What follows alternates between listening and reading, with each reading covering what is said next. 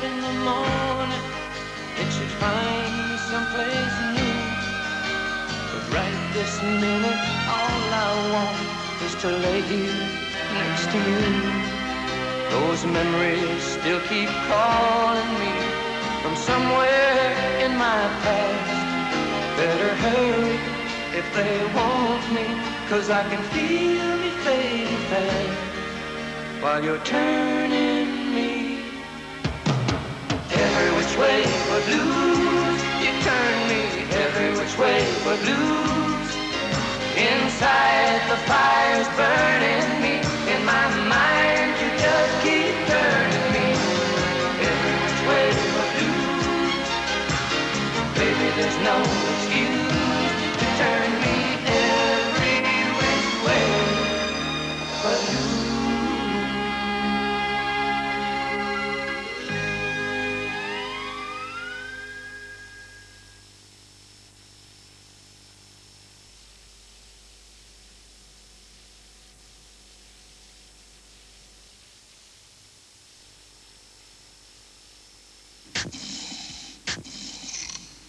Open your favourite Cadbury's bars, collect the wrappers, and pick up free Coca-Cola and other famous soft drinks. Cadbury's, the chocolate, the... La mer qu'on voit danser le long des golfes clairs a des reflets d'argent. La mer, des reflets changeants sous la pluie. Under the P&O colours, the continent comes over to meet you. Au ciel d'été, confond ses Don't just get across, cruise across with P&O European Ferries. la mer. British Telecom now introduce the world's most advanced range of digital phone systems, Meridian. An integrated range designed to meet the needs of businesses worldwide, whether large or small. The Meridian family. Now available in the UK, only from British Telecom.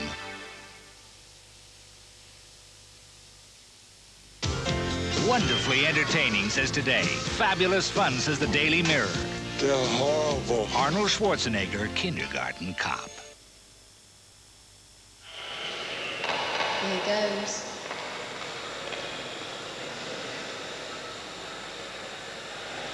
Box 23, the mechanical workbench technician example. Your bid, madam. It's with you, sir. Any more nappies? And 50.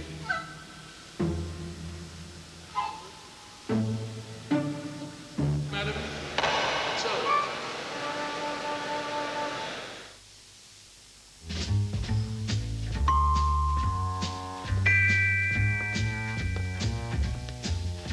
Evening, Tom.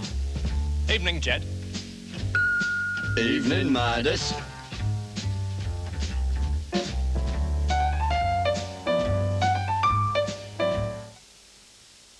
Comet are offering interest-free credit on all their Mitsubishi videos and large-screen televisions.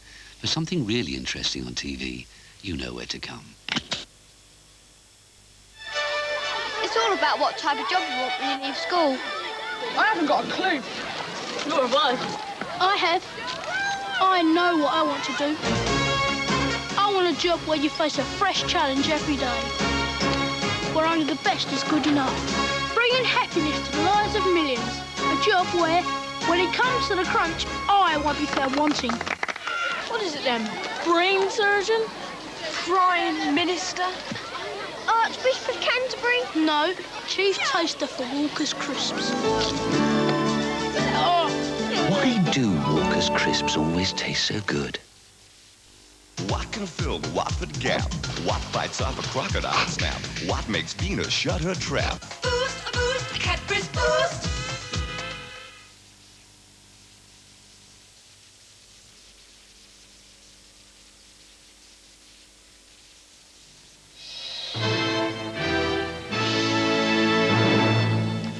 The Bush administration said tonight the Allies were not trying to destroy Iraq. Earlier, President Gorbachev said they risked going beyond the United Nations war aims, forcing Iraq out of Kuwait. Mr. Gorbachev is sending another envoy to Baghdad to meet Saddam Hussein. The statement on Soviet television from President Gorbachev said the conflict in the Middle East was becoming alarming and dramatic. Mr. Gorbachev is worried about damage in civilian areas like Baghdad and warned that Kuwait and Iraq are threatened with catastrophic destruction. The American Defense Secretary Dick Cheney held 9 hours of talks in Riyadh with American and British military commanders. They discussed the next phase of the campaign. Defense Secretary Dick Cheney is with his Saudi Arabian hosts tonight after a day's intensive briefing from his military commanders, which will enable him and his generals to decide when and if the land offensive should begin. Details of that briefing, which took place at the Allied headquarters earlier, will remain secret, but the American forces have produced figures to illustrate how much damage has been done to the Iraqis. If those figures are right, and the Americans say they're on the conservative side, then the Allies have already destroyed nearly 20% of the Iraqi armour and artillery. That'll be cheering news for the Foreign Secretary Douglas Hurd, who arrived in Riyadh tonight. He's not in fact here to discuss the military situation, but to talk over plans for the future of the region with people like the exiled Emir of Kuwait. Mr. Hurd's principal aim is to get discussions started among Arab states about how they'll keep the peace in Kuwait after the war. American B-52s have flown out from RAF Fairford in Gloucestershire to bomb Iraqi targets in Kuwait. Before taking off, each of the 5 aircraft was armed with up to 100 500-pound bombs. The aircraft have a wingspan of 185 feet and were used during the Vietnam War. The US authorities at the base have given no information on their mission. Here, the Prime Minister has told ITN the government is examining its election agenda. In a speech to young Conservatives, Mr. Major promised to make public services more efficient. Like many of his young audience, Prime Minister John Major had battled his way through the snow with a stop at a motorway cafe near Doncaster, but in his case to make a particular point after Thursday's IRA attack. This conference and the attendance there is at it shows that unexpected outrages of any sort in no way can halt the democratic process. On the Gulf War, the Prime Minister, referring to the coming land battle, said that the forces there and the country here faced a difficult period ahead.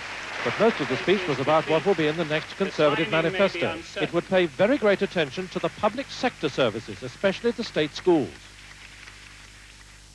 We must never accept the contention that limited government means lower standards, that state services must be second best. I want to see an unending search for better quality in all our public services. All of which sounded very much like a speech with a general election in mind. The weathermen say Britain's cold snap will last another week. Freezing temperatures are again forecast for tonight. An unbelievable scene for motorists. The country's busiest road, the M25, for once deserted. In Cambridgeshire, they were still sorting out the wreckage of cars which had failed to make it home. Drivers unable to cope with conditions they rarely experience. It's the first time in my life I was so relieved to hit another car, because it stopped just, going over the edge. All day the gritters toiled away, but at times even they were struggling to keep pace with the fresh snow. In the wastelands of Yorkshire, though, they were prepared for anything. Conditions not quite bad enough for the Army's Arctic squad. That's all for now. We have more news later in the night.